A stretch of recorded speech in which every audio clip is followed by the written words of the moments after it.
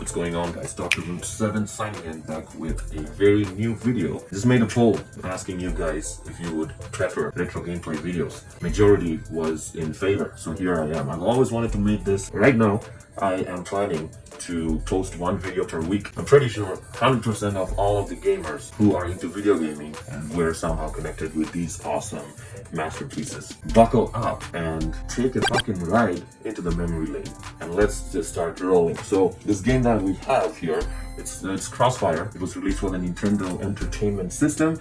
Now, my childhood, I had access to, I never owned an original Nintendo Entertainment System. I grew up with those cheap knockoffs. So I grew up with the unlicensed cartridges, and this particular game used to come bundled with 4 or 5 games in one cartridge, and to be quite honest, they were quite awesome. So I never knew this game's name as Crossfire. On the label it was named as Tetway. I don't know what the fuck does that mean, but hey, you know, those unlicensed cartridges, they were weird in their own way.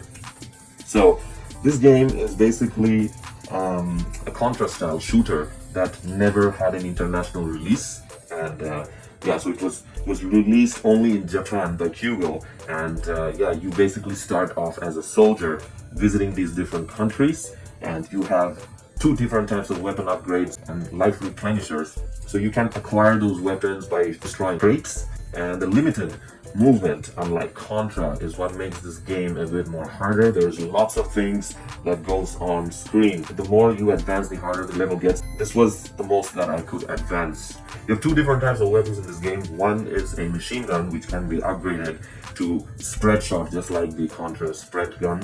And then there is a missile launcher, which has a bit slower firing rate than the machine gun, but it has obviously more damage. And you got mid-level bosses in some of the stages, and in some of the stages you have the usual bosses. Like this stage, you have 2 bosses. You can't let your guard down even after defeating a boss, because you would have to advance after defeating a boss a little bit more in order to get extracted. That's some really good looking cutscenes as well. This is my experience and childhood memory with this game. Please do make sure to mention in the comment section what kind of memories you have had, or it's time that you can also try it out. I only recently managed to finish this game a couple of days back through the emulators. God, I love emulators. You know why? I'm gonna show you guys why. So this is going to be a full-on gameplay video of the full game. So yeah, from start to finish. So hope you guys enjoy it.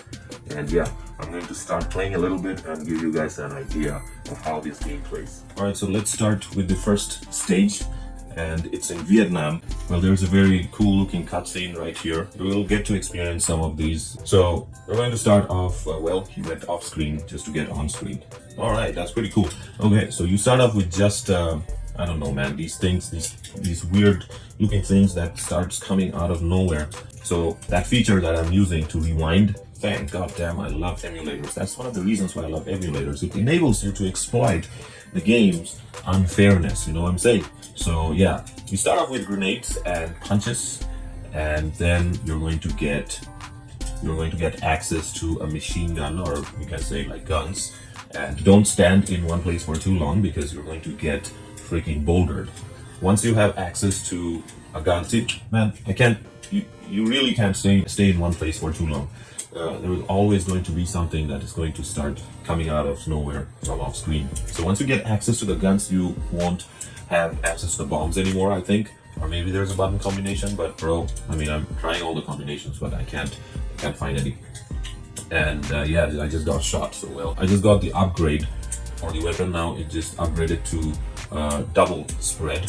It's once you get the 3rd upgrade, you're going to get more spread on your gun. Anyway, this game has a life gauge, as you can see, so you can replenish that by acquiring the weapon. So once you acquire an upgrade or a weapon from one of those crates, let me just exploit this. Fuck, man. Okay, alright. So once you get a weapon, acquire a weapon through those crates or acquire any kind of upgrades, your HP is going to go by 1. So yeah, it's pretty cool. These are also the health replenishers that you're not going to get much.